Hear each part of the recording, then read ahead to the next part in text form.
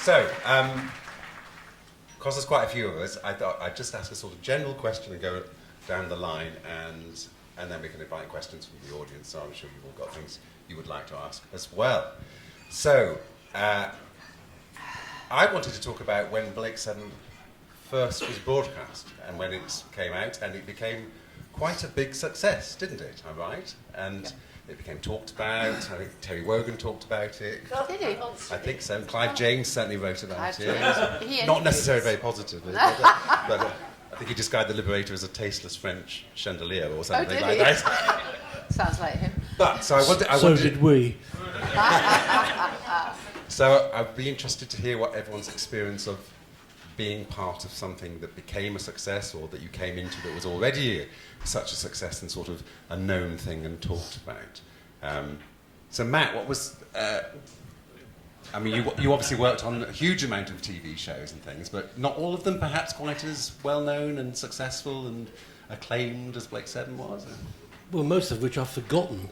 Well, no, I mean, actually, it's not actually even a joke, because when me and Mike were doing the book on effects, which for Aurum, the publishers were so popular, they managed to stop printing any, so we couldn't sell any more, so pick it up on eBay somewhere or other. But yeah, I mean, there were so many shows we went through, and people say, "Oh, you worked on so-and-so." Did I? No, this is actually... I was watching BBC 4. I was... all right, this is on the show. This is slightly tortuous connection, but BBC 4 waiting for a programme, and there was a Top of the Pops on, as they do, as long as he's got a presenter who hasn't been arrested. And I was looking at it thinking, oh, I'm sorry, I wonder who did the effects on it. At the end, Matt Irving did the effects. I honestly don't remember anything about it at all, so not even the people on it. So, hey. So, yeah, it was interesting to work on a show that people do remember, and obviously Blake is one of them, and I suppose the other show is the other one. But yeah, but though remember, I didn't come onto it. I was... Ian Scoons, bless his soul, unfortunately died about 10 years ago now. He was the first effects designer on it, but he realised it was quite a heavy show for effects, and I got dragged in, not quite knowing what it was, and halfway through the first season. So when you tell people, at the time, and they say, "Oh, what are you working on?" and you said Blake 7, and were they immediately interested and sort of... No, they usually just said, "What?" Okay. I mean, Doctor Who they knew, Blake 7, of course, was completely new, so they had no idea, really. And was Blake particularly difficult and challenging compared to everything else? Even all Doctor effects Who? are difficult and challenging. Of course they are. Of course they are. Yes and no. I mean, there's certain things you just go into, you know how you're going to do it. You don't tell the producers that, cause they want less, they'll take some money away from you. But we did explore some new techniques. I mean, particularly when I was doing model filming using front projection, which hadn't really been used in any big way, particularly for model stuff. It's the way Superman flew is the easiest way to do in the first movie. So I did sort of pioneer that on it. And these days, you don't bother, we just grab those guys in, they'll do it CGI. We're wasted. But no, I mean, otherwise it was, I say just, it was making a BBC drama production with the pitfalls of working in a television studio with a flat floor and all your cameras sort of, fixed or rather basically fixed. And then you could actually let yourself go more on location and do the model filming. But So from your point of view, that sounds like it's quite an exciting opportunity. It's always exciting in effects, You never know what you're doing next. And you always work on the principle, if you hate what you're doing at that particular moment, next day you're doing something else. I wouldn't say that with Blake 7, of course, loved every minute of it. Well, there are a couple of occasions, possibly not, but no, in general, one loved every minute of it. There are other productions, like I say, no, I didn't want to work on. But, it wasn't you were on it permanently, whatever show it happened to be. And no, the elements of Blake were great to work on. Things got on with all the cast and the crew in general, which is not always the case. Frankly, if the audience like it, it's good. It doesn't matter if you've messed up in a few cases, but which we did. As long as the audience likes it, and heaven forbid, it's still amazing. I'm just saying to Jack, it's still amazing that we've still got fans 40 plus years, nearly 50 years on. Most of which you weren't even born when it first came out. Come on, just nod. Yeah, right. there's not many other programmes. I mean, we take Who out because obviously Who's still going in some form or other. But Blake, it wasn't. He did the Four Seasons. Isn't that a song? That's a group. Someone knows it. And that was it. So the fact is, you all get together for this, and we're still celebrating. We're doing because you're all buying the Blu-rays, of course, aren't you? Just nod, yes. That's you good. must. It keeps us busy. I mean, alive. the last season, it's not out yet. It will be. I don't know when. In season 2, which we shot earlier in the year, doing the model. I was recreating model stuff that I did 46 years previously. Which does tend to show my age. But there we are. But which was an interesting experience because it was just me working on it. Whereas before I had about 4 assistants. Go and do that. Go and do it. I had to go and tell myself to go and do it. And some of it didn't get done, but we got round it. Fabulous. So Jan and Sally, really, this is the same. You as actors came into a show which you presumably had no idea was going to be an amazing success and become part of pop culture. No, hang on. Oh, go on. Hang on. Tell me I'm wrong. As I told somebody today I met, I've forgotten who it was, we were at one point asked, well, this could be a very popular series. How happy would you be about that? And, I mean, you might even be asked to open a supermarket. I don't remember that. And I mean, you know, so, you thought, oh, well, I mean, instinctively, having been in the business for 10 years before Black 7, one is always sceptical, thinking, oh, yeah, of course they're going to say we think it's going to be very popular. Why would you say anything else when you're going to start a project? You have to be positive. Yes, I mean, as we were doing it, or certainly my experience of doing it, is we were so busy doing it, keeping our lives together, that the fact that it was popular slowly seeped in. Suddenly there were kids going, oh, look, there's Callie! Yeah. And you go, ooh, what? Really? And there was, yes, Terry Wogan, was always, he did a DJing, a programme. He was always very Irish and very ironical about any comment he had. Obviously, he was demonstrating, definitely had a fondness for it, because he wouldn't have made so many jokes about the wobbly sets and everything else, the lack of money that the BBC, spent on it. But actually, when we were doing, I can remember a conversation with Sally saying, for God's sake, everybody knows sci-fi, it's really big. Look at what's happening out there. Why are they not spending more money and making it really look really good? I remember that conversation. Yeah, and I can remember that Ronnie Marsh, when we first went in for the first sort of meeting and such, said, this is serious, we're going to put £1 million into this. And this is going to be Britain's answer to Star Wars. For £1 million, wobbly sets, and I'm sure that's all they did put in. But yeah, I mean, just as you say, it seeped into our consciousness, because we were flat out in those first 2 years. We never stopped. I mean, you were just either in the studio or rushing off to locations, and I had no idea, because you didn't watch it on telly, and we didn't have, you didn't have a video player at home, and so no idea you usually missed it because you were in the studio, so you never actually saw the episodes go out. And the only time I realised, and this was a really, really pivotal moment for me, I was on holiday in the break, and I went up to Scotland, and I'd run out of, I think my car had broken down, I'd run out of money. Anyway, I went to the local bank to try and cash a cheque. Oh, something's feeding back. What's that? Is that me? I'm going to turn it down. Okay. Slight adjustment. It's okay. And anyway, so I go to this bank and they say, oh, no, sorry, you haven't got any ID. And I thought, oh, Jesus, I've got no money, the car's breaking down. And then somebody went like that behind the window, and you say, oh, no, ma'am, it's all right. You can... Are you in Blake 7? What? That was a very bad Scottish accent. Apologies. But it was in Scotland, and it was I realised, blimey, they're going to cash my cheque after all. And that was a really big change. And Power! Money! But I mean, it was, it slowly seeped into our consciousness, didn't it? And it was nice, yeah, but it was a gentle development. So it wasn't ever intrusive or anything in the way No. it would be these days. Yeah. No, I mean later. I mean, I think maybe you and I went into a pub and the whole pub turned round and sort of oof at us, and it was all a bit terrifying. Yeah, we couldn't go around together without people noticing. No, could it's we? Callie and Jam. Notting Hill, I Callie and remember. Jam and all of that, because we were I remember eating in a restaurant in Notting Hill. Actually, that was much longer. I mean, that was about 3 or 4 years afterwards. Yeah. And people going by, going, Oh. and looking at us, and we were in the window. No, you don't get recognised, which I have no idea why. I can't understand it. But it's that you can go undercover now, it's fine. But anyway, we're very appreciative that you're all still here. It's amazing. Yeah, big Support. clap for yourselves. Thank you for for coming. coming. Lovely to meet you.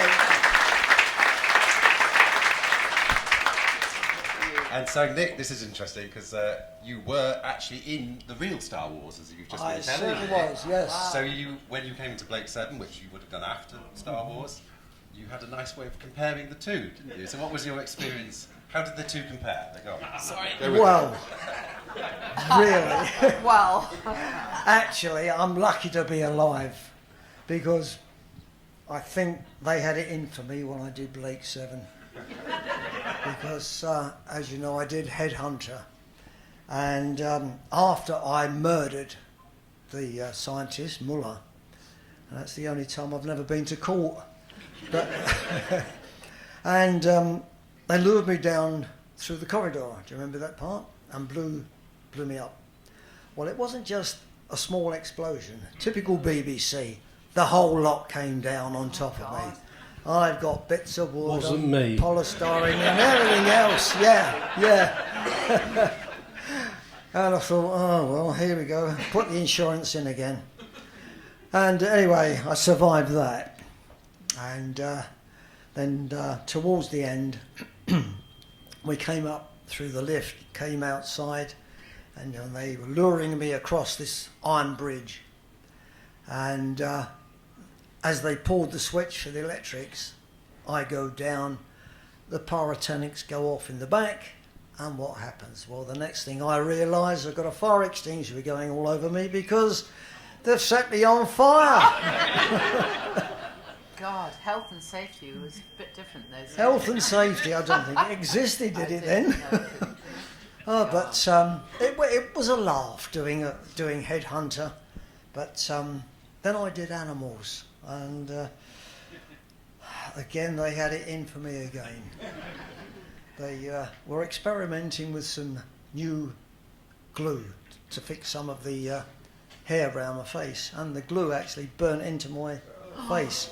I had to go to hospital, and I had blisters all around my face, and I was out for about 6 or 8 weeks before I could go back working again. Bloody hell.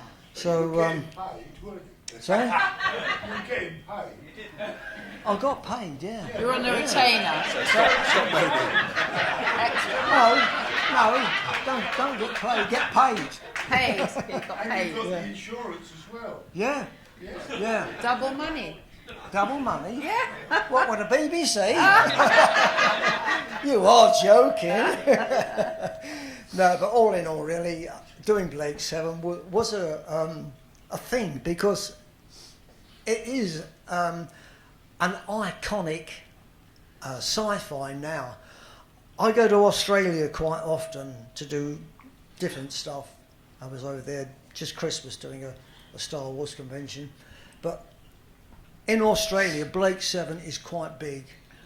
Oh, I've just Yeah. been asked to go there. Should I Sorry? go? I've just been asked to go. Should I go? Yes. Yeah. Oh. But don't Okay. forget to fly. No, I'll try. Don't go by ship. I've got It my takes too long. spaceship. I've got my own private intergalactic. Anyway, no, I think I may be going. It yeah. is a big thing over in Australia, but Interesting. the people who come up to see you though have hardly see any British or English actors over there because it's too expensive to bring us over there. But I'm fortunate because most of my family live in Australia, and if I go to a convention, they don't have to pay my hotel. Oh, no. But Julia's got a lovely tent in her back garden. Though, but one thing is, I want to thank you guys for being such great fans. Yep. And without you, we couldn't be here doing this. No. So thank you so much. Yeah, thank you. Give yourself that. Thank you. I've got one. So, Sasha.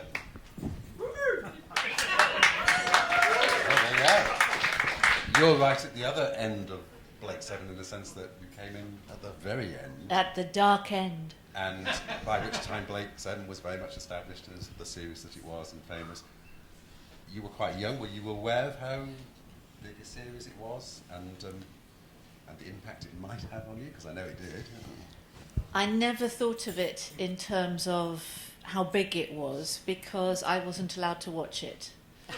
Because my dad thought that you all weren't very kind to each other. What are you talking about? All a bunch of criminals. weren't So, I remember when we got to choose whether we watched Blake 7 or Doctor Who, but Dad liked Doctor Who and so did my little sister, so the Democratic vote won. But there were a lot of girls at school who watched Blake 7. But I didn't really understand what was happening. I don't think I really understood what I was doing in it. But I was playing a really bad person, and I enjoyed that. 16, that's just so lovely. I didn't have to be good. What did your dad say? Oh, he thought it was, no, he didn't mind that at all. That was fine. That was Hypocrite. yeah, absolutely.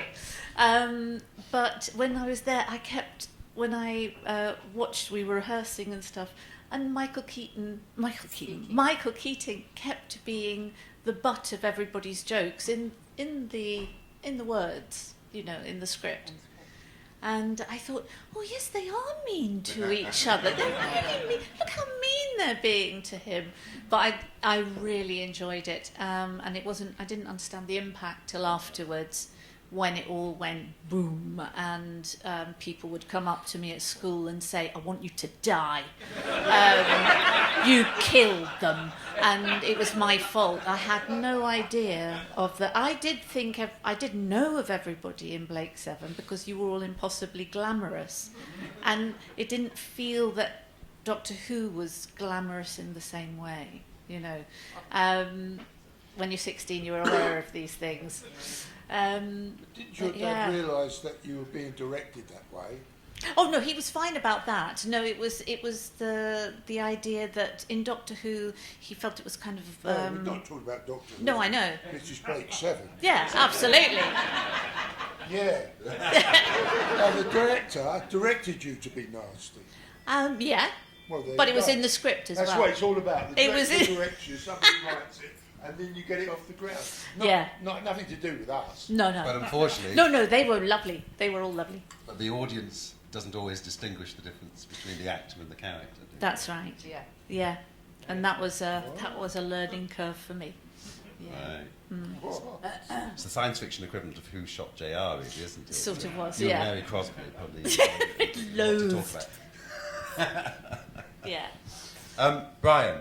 Yes, sir. So you came into it in the second year, so it was already established, and Thank you.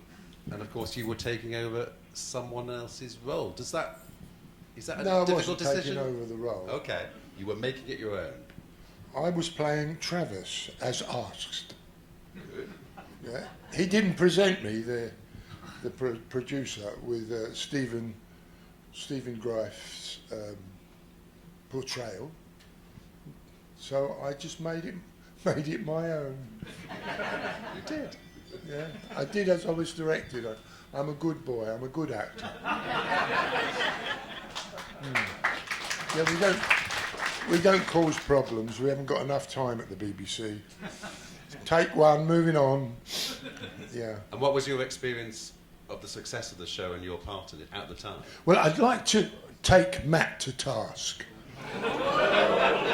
That's why I sat at this end of the He mentioned episode 2, and it all went bandy. It wasn't anything to do with me, because I'll be up there if you're not careful. I've just moved to the next scene. Did I mention episode 2? I didn't do episode 2. Season 2. Series Oh, two. season 2. Season 2, yeah. I did Series season 2, you mean?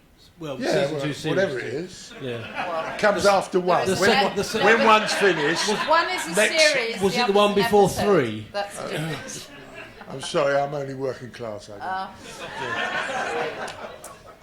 put that one in, didn't I? Yeah. Yes. So were you recognised in the street for Travis and things like that? No, never. I was only for other stuff that I did, because that's when I was directed to be bad. And one day at Tottenham Court Road, here I was going up the escalator, minding my own business, trying to get another job. And it's very difficult, and so I wasn't concentrating.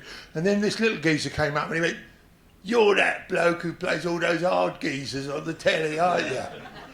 And I went, "Well, yeah, when I get the job and I'm doing." He said, "You don't look so hard now," and he ran, he ran away. He was a bit frightened then. Yeah. So, yeah, but what? What? What's next? Well, what's next? What's the question? Next question? Well, you've answered the question so far. Did yes. I? What was your reaction to the success of Blake Seven at the time? Well, it was the reaction to a lot of the shows that we all did.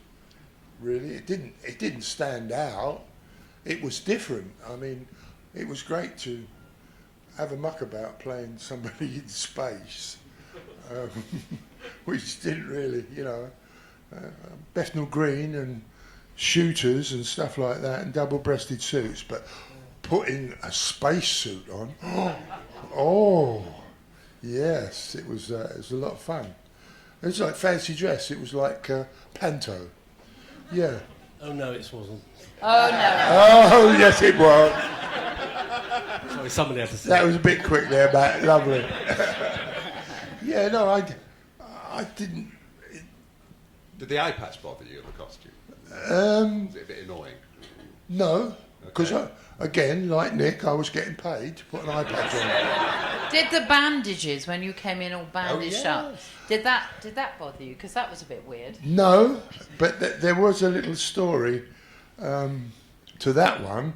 They said, "Oh, we finished with you, Brian, for the next hour or so. Go and relax." And in the studio there was a bed, so I thought, because you can't take the bandages off, you have to keep them on. So I went and laid down and fell asleep. And I woke up and there were a number of people giggling at me asleep. And then I realised that, we won't mention his name, but it said, the badge that somebody had pinned to me, one of the scene shifters, "Jim will fix it." Yeah.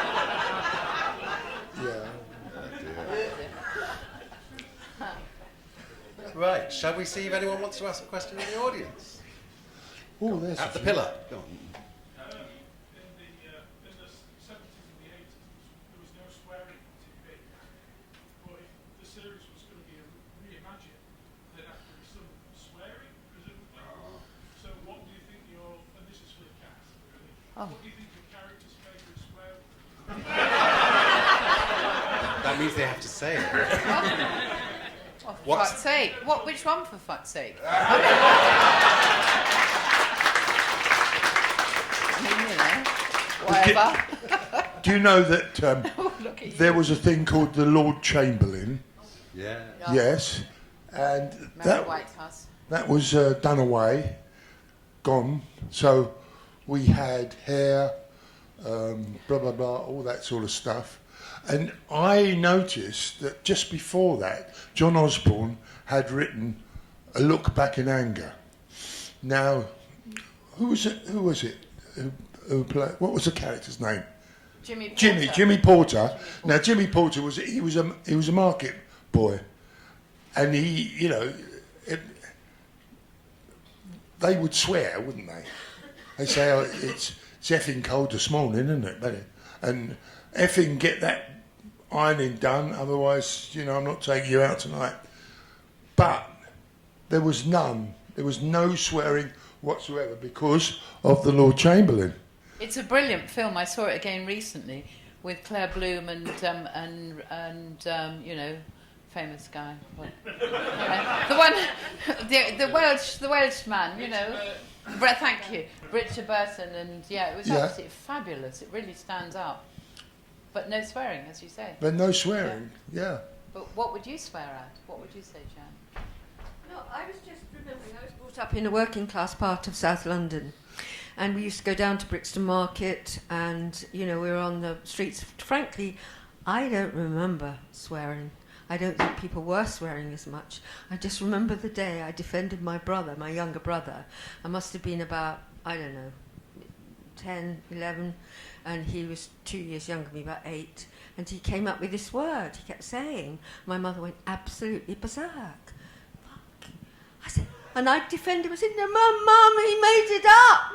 But why is she so upset? No, Mum, he made it up. Because it sounded like such a ridiculous word. It sounded like just the sort of word my brother would make up. And we used to swear in effects normally when the Liberator fell off his wires. No. Did it enhance? Did it enhance performance and plays and screenplays afterwards, or was it a hindrance? I think it just puts the series in its time.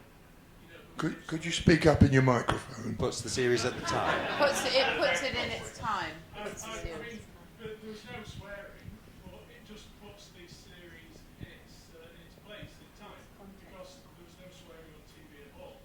But if it was to be reimagined, then I suppose everybody swears on TV. But I don't think modern Star Trek has swearing in it, does it? Oh, it does. Does it really?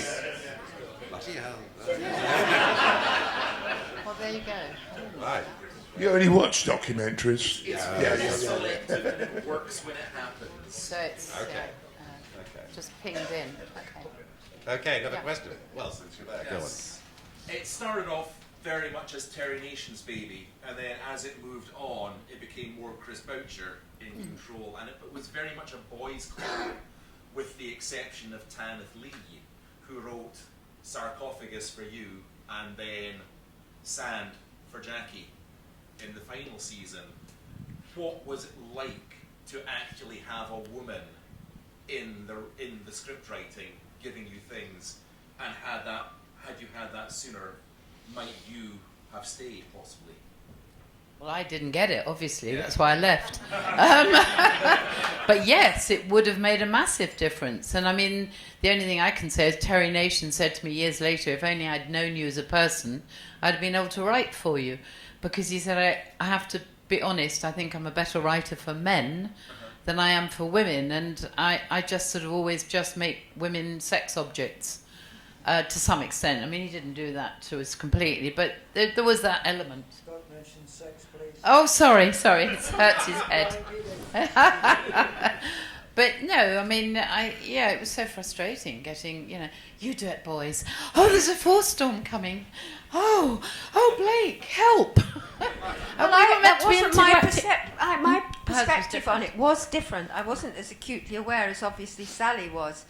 I was thrilled to have a job that, I was, at home when I wasn't in the studio, bringing up my very young son and organising a nanny. So when I saw an episode that only had 2 scenes, I was thrilled. But to be honest, we were frustrated because, from my perspective, I think at that point I was I was very politically orientated, very rather far lefty, still am really, but it didn't worry me in quite the same way, and the reason I was upset, we were upset to be left on the Liberator, and there was this news item when after Sally and I gave interviews to a Belgian journalist. Yeah, we thought, so we were a bit relaxed about it. This is only a Belgian paper. Do they really watch Black 7 in Belgium? Anyway, this article, which we had talked to them about our frustration about being left on the Liberator, to make tea, we said, was a quote. That was the headline, wasn't it? Girls left to make tea. Yeah, there was a mutiny on. Yeah. It was in the Girls' paper, mutiny. a tabloid called the News of the World, which just went by the board after, like, not to do with that, but went by the board. And poor David Maloney came in that day on the Monday, thunder in his face, and he said, "Who's been talking to the papers?" And we were pretty mortified. We didn't know what had happened. Last thing we want to do is upset dear David Maloney. But yeah, it was true. But as I say, I met again today an engineer here. And because Sally and I had met two engineers, two sisters, who were at a previous signing event, who told us that it was down to Blake 7 that gave them the confidence to believe they could be engineers. And we were their role models. And I said to the lady today, where are you? The lady I spoke to today. There she is. There you are.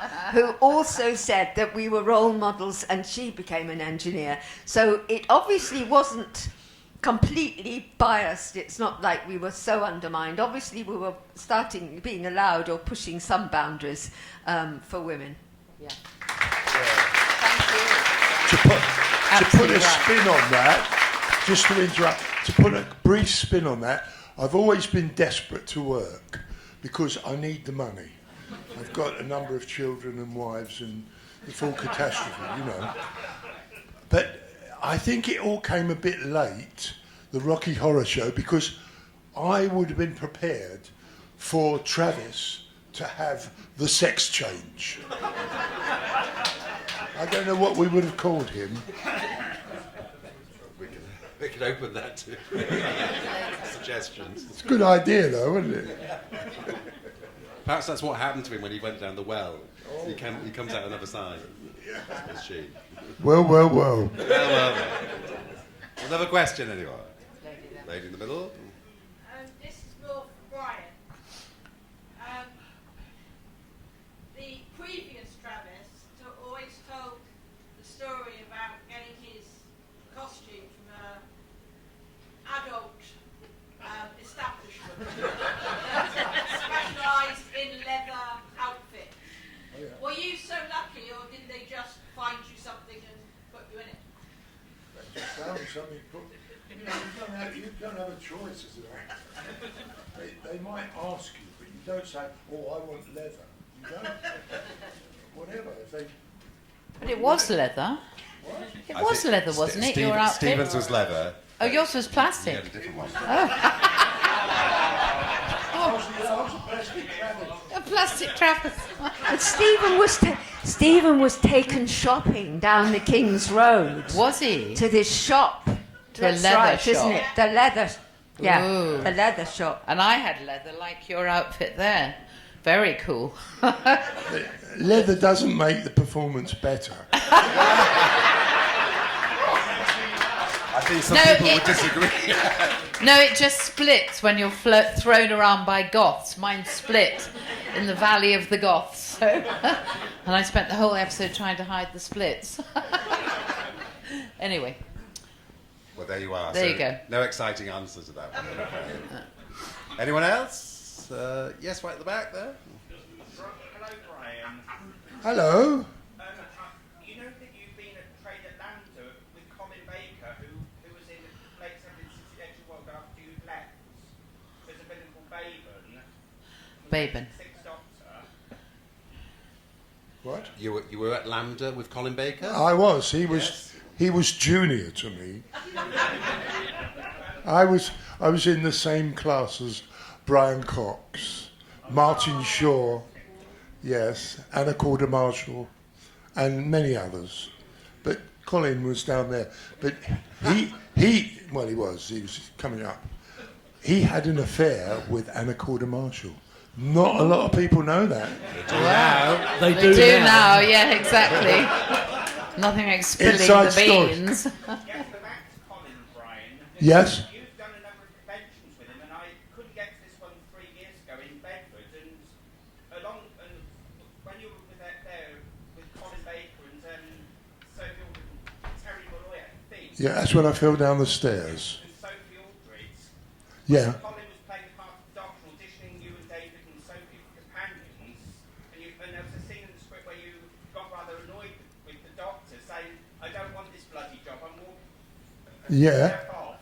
I mean, was Colin offended at that, or did he take it good humanly? Well, he took it seriously, did he? Well, what do you think? Do you think he took it seriously? Pardon? Did he take it seriously, or did he take it as good part? Me? No, Colin. No, Colin. Oh, Colin. I don't know Colin. He's a question mark. No, we don't all know each other. You just because you're playing a character. You're not playing yourself. Mind you, I sometimes do expose myself to other people. What did I say?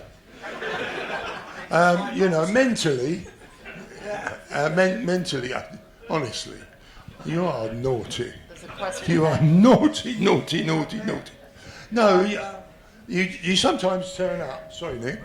You sometimes turn up to a production, and you don't know the person until he in front of you and giving you his character, and then he goes home because he's got 2 sets of twins and he's got to get home quickly, and then you go down the pub and he's not there, and you don't there are special people that you become friends with, but isn't that right, Sal? Yeah. Well, I shall see people. Absolutely. I shall see Colin next week, and I'll mention that. You should ask him. That he's not a special person. Oh, he's not a special friend. We've got a grass in our midst. Anyway. Lovely. Okay, well, hopefully that... Nick will get back to you. More over there. Yes, at the front. This is to interview. If you could ask any writer at all write an episode of Blake's apart from John himself, who would you choose to have writing your episode? A writer? I would choose Douglas Adams, but that's just me. Who? Douglas Adams, I would choose. Douglas Adams. Wow, that's a big question. Because it may not be a sci-fi writer. Whoever. Oh. What about Colin Baker? No. I'm sure you'd say yes. Well, one of my favourite writers was Dennis Potter, but I don't think he did sci-fi. What sort of episode would he write? Well, he might a very interesting one because he was such a Singing Detective. Dennis. Strange. Singing Detective was one of my favourite ever He shows. did elements of fantasy because He does. Yeah, exactly. So I think he would be a choice for me if he were still alive. An extraordinary writer, I thought. Anyway, anybody else? Jack? Jan. I'd like to see what a Shakespearean's. Yes, that too. Yes. What they'd make of it. There's a man there. Tush, tush. There's a man here. Oh, yes, hello. Yeah, for everyone, who was the worst one for playing practical jokes on set, and who was the person who got ribbed the most whilst on set? That's for anyone. I got ribbed the most, didn't I? I think I got ribbed the most in the first series because I was so young and naive and hadn't a clue what I was doing half the time. And I was always saying, oh, where am I meant to be now? What am I doing now? I was always all over the place. So I did they made a very funny blooper tape of me when I left, which was very innuendo-y and very, well, I don't know where it's gone to now. But, yeah, I got ribbed a lot. But who was making most I don't know, everyone was joking. There was a great sense of camaraderie and jokery. And, yeah, Michael was a great jokester, but so did And usually Gareth when you don't know what you're doing, you improvise. But we all didn't know what we were doing. Yeah. So but we were too frightened to improvise. Yeah, well, I didn't know what you didn't know you weren't doing, so I was even more frightened. So I thought you were all a bit older than me, and I was terrified. But I just She wasn't carried that on. young. I'm sorry, I'm going to protest.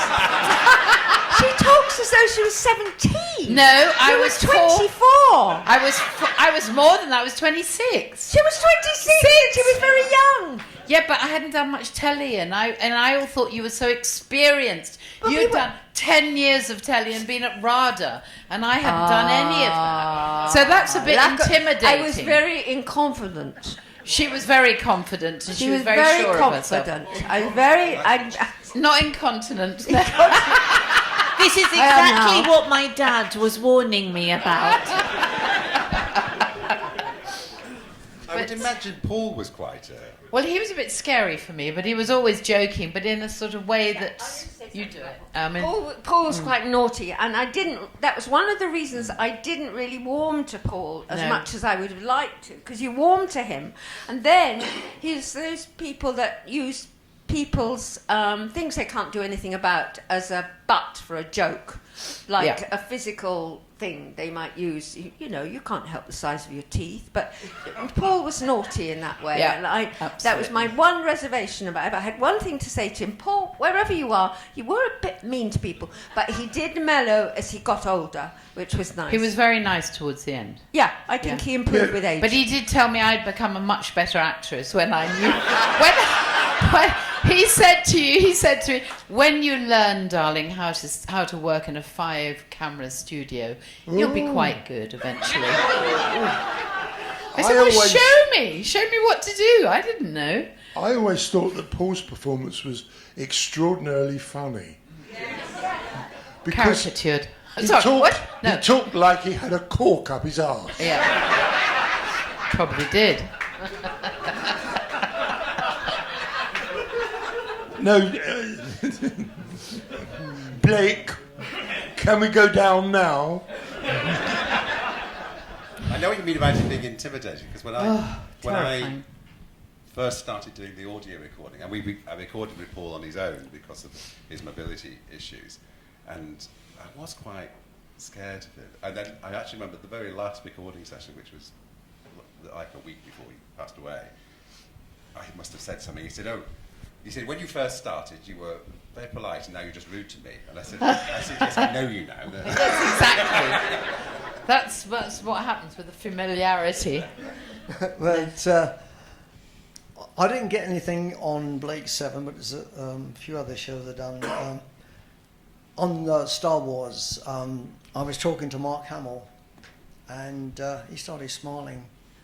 I thought, what's he smiling at? And the next thing that happened to me, Carrie Fisher covered me in water. He just absolutely threw, not a bucket, but a load of water over me. That's one of the things that happened. And another thing is on Roger Moore on The Spy Who Loved Me. We were doing the final scenes where everybody was rushing around with guns. I was dishing the armoury out. I was running down the stairs covering Roger, and we had to hide behind some barrels. And I'm firing away, then water was coming down. The bloody roof's leaking again here again. And carrying on, and the next thing happened again. I'll turn around and Roger's got a water pistol. It's, going back to Star Wars, the last scene when the characters, the doors opened and they walked down, they were just walking up the steps and somebody farted. And you could say, that's the best one I've ever heard. Well, we had to do that scene 5 times before we calmed down. But, wow, Laughing too much. Unbelievable. Lovely. You seem to enjoy all the in-stories more than you enjoy the programme itself. Two of them. It's another side of it. Right at the back. Matt, what was your, on any production, what was your least favourite model to make? And Sally, would you like a refill? A refill? Of what exactly? So gets a refill. I don't. Right. God. Difficult to say, really. Usually, people say, "What was your favourite?" I said, "The last one that worked." So I suppose the least favourite has to be the last one that fell off the wires again. There was actually slightly. I mean, the trouble with all these anecdotes, they go off at tangents. Nothing to do with Blake. I was doing Horizon actually, and I did a model of a U-2 spy plane, and we flew it on the same way we would fly all the ships for Blake, and the old Thunderbirds way on wires and things. Matched out so you didn't see them on whatever. Anyway, I got this thing flying in the model stage, well, of course we did all the Blake stuff anyway. And at the beginning, it was wobbling like mad, and at the end, it fell off the wires. And I thought, well, they're not going to use that shot. Yes, they did. Or didn't cut it the way I would have done. I think I've got round that answer quite well, actually. Actually, I will, sorry, I'm completely... Star Wars keeps being mentioned here. And I have told this story before, so excuse me. When Ian and myself, when I'd gone on to Series 1, I think some of the studios had already been done, but David Maloney called us into his office, so we'd obviously been naughty or something or other. And he just said, I've just been to see this film. We want all the model shots done like that. Guess what the film was? Well, we said, give us the money, and we obviously could have done it and give us the money. Yeah. Yes. Back to budgets again, it's always the story of our lives. Yeah. But Matt, did Star Wars actually make you a bit depressed because you thought we can't live up to this, or? Well, no, I'm not really a depressive sort of person. Delighted to hear. At this point, burst into tears. Not really. Obviously, we've been to see it.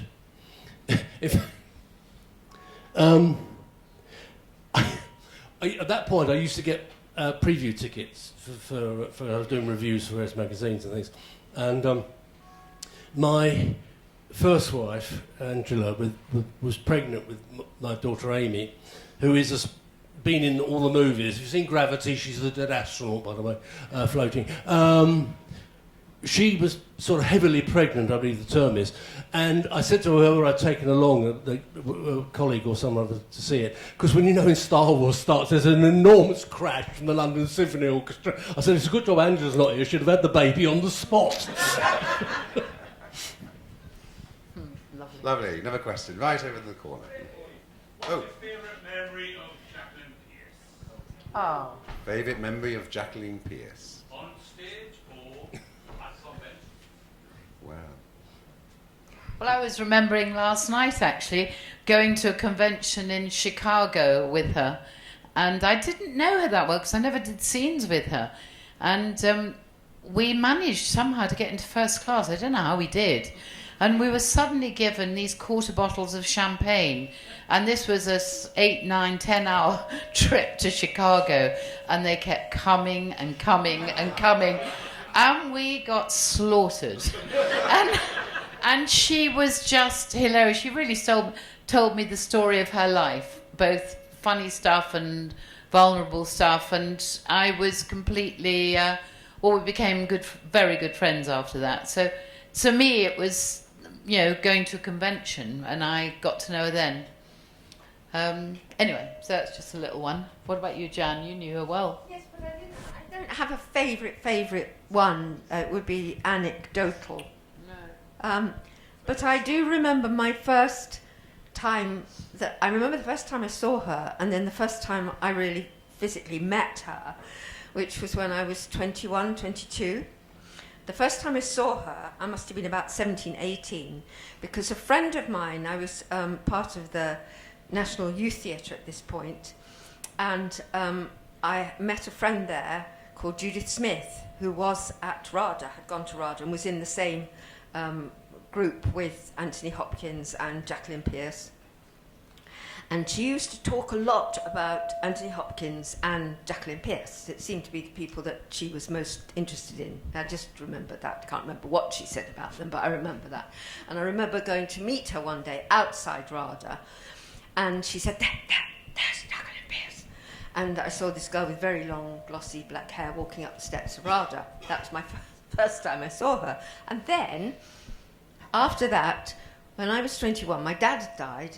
I put on quite a lot of weight, and I was very miserable at the time, depressed.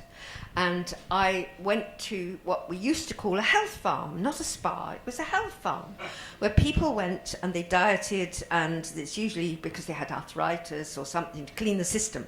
So I went to a health farm somewhere near Godalming in Surrey, Sussex. I sometimes get mixed up which one it is. And who was there but Jacqueline Pearce and another girl called Caroline Cater, who was also at RADA, but not in my group. I was beginning. Jacqueline had left.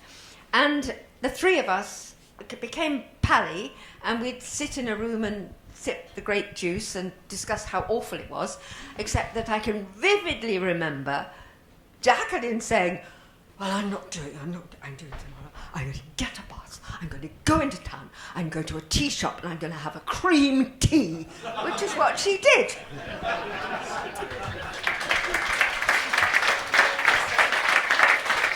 So that's champagne and cream teas. So exotic. Brian, Jackie. Well, a couple of things. I was asked to talk to somebody the other day. That he was writing a book about a man called Michael Rudman, who was quite a prolific director way back. And I only found out that Jacqueline was his first wife before Felicity Kendall. Did you know that? No, I didn't know that. Yeah. There is a connection there, but... Oh, well, I'm wrong. Jacqueline's first husband then became Felicity Kendall's husband. That's right. And his name was, and I've forgotten his name, that's terrible. Drew, yes. Anyway. Oh, Drew, that's right, Drew Henry. Anyway, so I go down to St Ives, where Jacqueline had hidden herself away above a grocery store, doing artist model. I don't know if I think she did. She, in a very way, took all her clothes off and did that. So we got there, and my wife and I, and we talked a bit, and then she said, let's go and have tea. So we went up and had tea, but it wasn't tea. We had tea. She had a bottle of champagne. Well, there you go. And then, I think she wasn't abashed about taking her clothes off, because then she was a bit pissed, walking along the front in St Ives, and she wore a fur coat, did she? Yes, she did. And she went, yoo-hoo, yoo-hoo, and she went, bosh. I went, oh, all right, yeah. Yeah, that was, and also, you know, like everybody else she wasn't an alcoholic, don't get me wrong there, I don't want to, but she used to enjoy herself. And, I mean, I've been in Jan's back garden, my friend Nigel and Jackie and Jan, you know, laughing a lot, because Jackie was there. So they're all good memories. Yeah. No bad memories about Jackie. Yeah. No.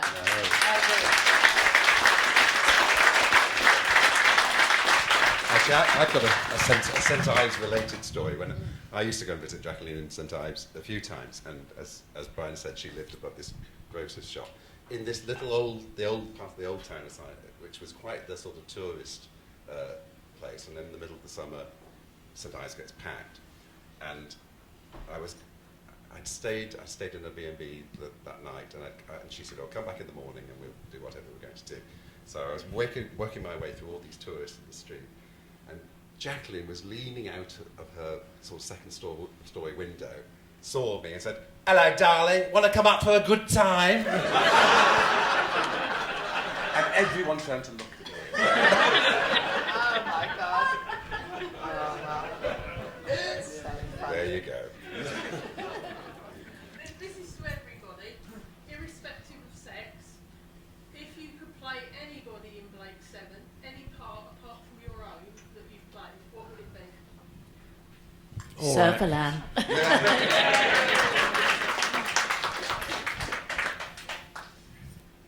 Anyone else? I think I did go up for Gareth's part, but they thought I was too working class. They wanted a posh criminal. But I think I would have fitted in Michael's part, because he was a bit of a trickster and all of that. I would have quite liked to have played Villa. Yeah.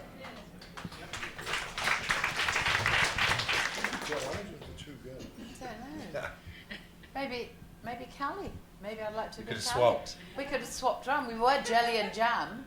Jenna and VA Lorimer could never remember our names. And it was Sally and Sally and Jan, or Jenna and Callie. So you got Callie, Jella, Jenny, Jalla, Jelly and Jan. My heroines.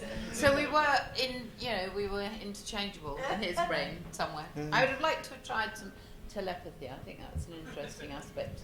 Well, what I've heard here today, I'm glad I only did Headhunter. Steve, you wanted to... Remember that? Sorry. Little thing. Just an interjection. I'll be with you in a second. Do you remember when Via... You know we had that problem with The Man Who Died, and then Ronald Lewis, and then John Abernethy came in with a couple of days to go, and of course Via was very, yes, we do this over there, over here. John, yes, carry on. And then he said, and we're in the rehearsal room, one of the rehearsal rooms, rehearsal 4, and he said, John, you've just gone off camera and off lights. We're only in the rehearsal room. Oh, yeah. Steve. Okay, it's a question for the cast, first of all, and that is how different was it for you to rediscover the characters for the Big Finish audio series?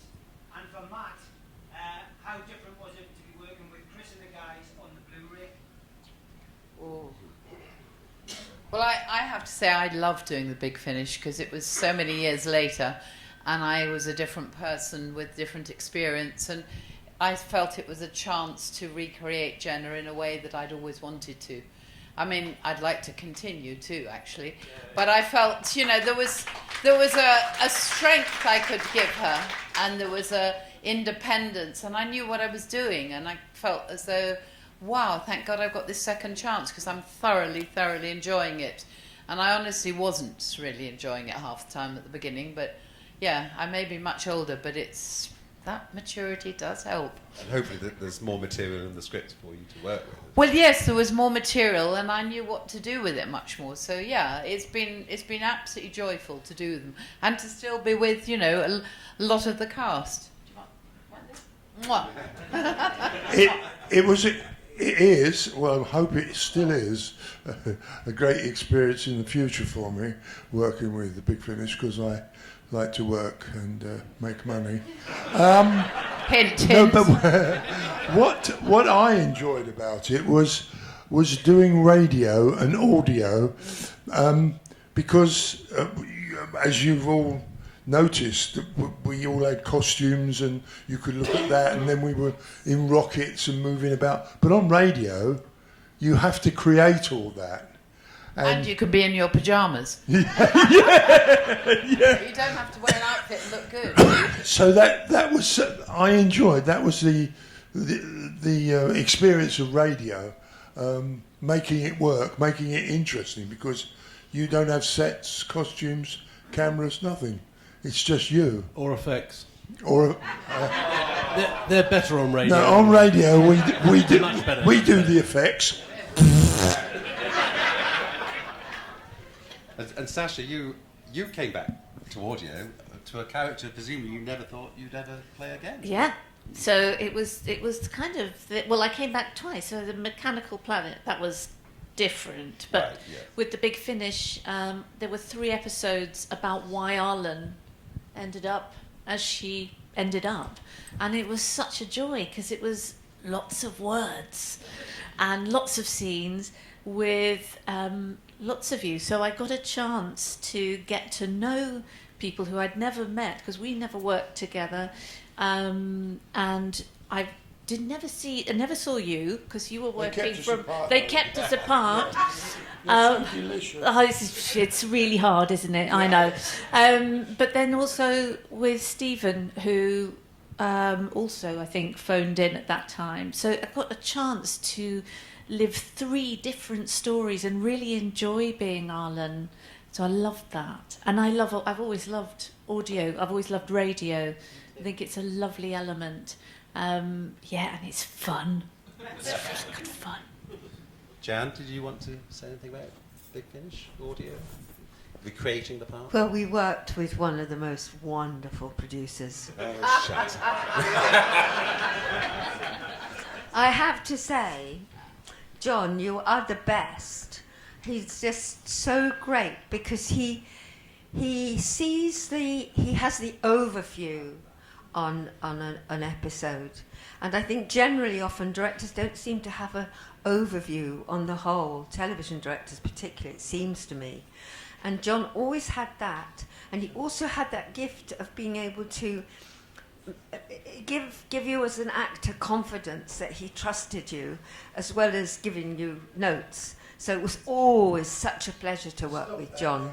I know, it's too much. No, it's true. But thank it's you. really true. And next time I said to John, I said, we should be interviewing you. And I think that's true. It'd be interesting to hear more from John.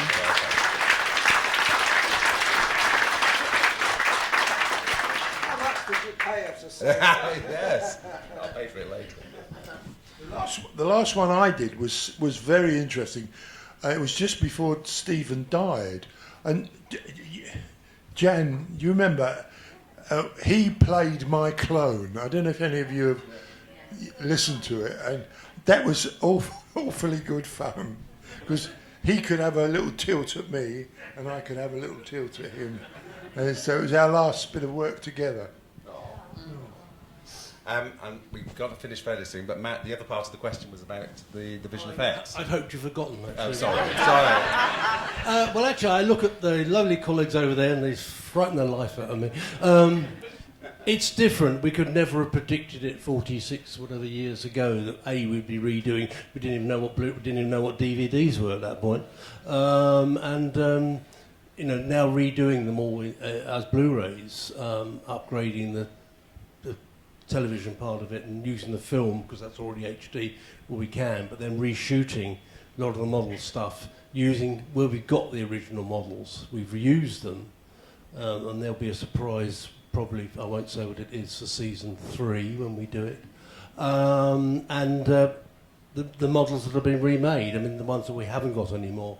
Well, actually, we have got a pursuit ship, but they would have made it anyway. Obviously, they wanted something to do, but there we are. So a lot of the other stuff they've either recreated as 3D models. You've seen them over there, or Chris and his colleagues have actually done them from CGI. So in that way, so mixing the two and that, but we could never have predicted originally. But it's quite fun to go back and do stuff that I originally designed 46 years ago, which just shows how old I am.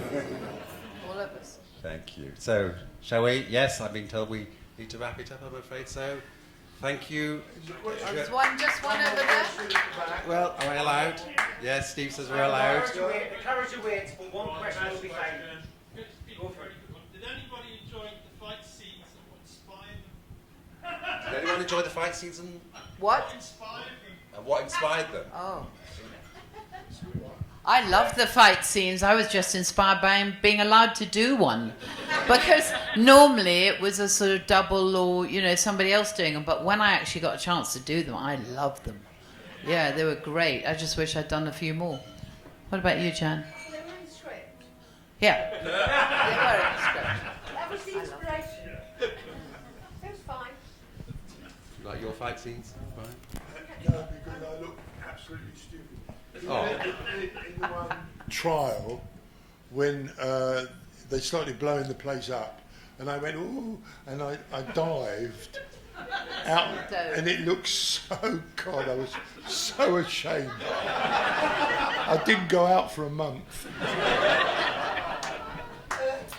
On that note, we have finished. Thank you very much. Ladies and gentlemen, put your hands together. Brian Croucher, Sasha Mitchell, John Ainsworth, Sally Knyvette, Jan Chappel, Matt Irvin, and of course our good friend Nick, who's off to Germany to Star Wars and to beyond. But thanks to the cast, they're on their way back to London.